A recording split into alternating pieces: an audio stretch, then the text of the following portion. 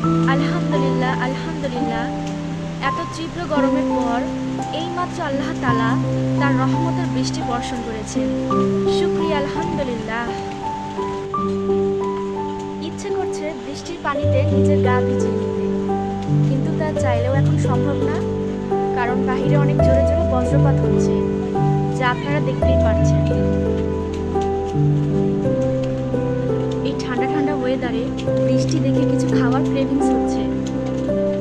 যেই কথা সেই কাজ, চলে গেলাম কিচেনে, খুঁটিনাটি খুঁজতে শুরু করে দিলাম কিছু পাওয়া যায় কিনা।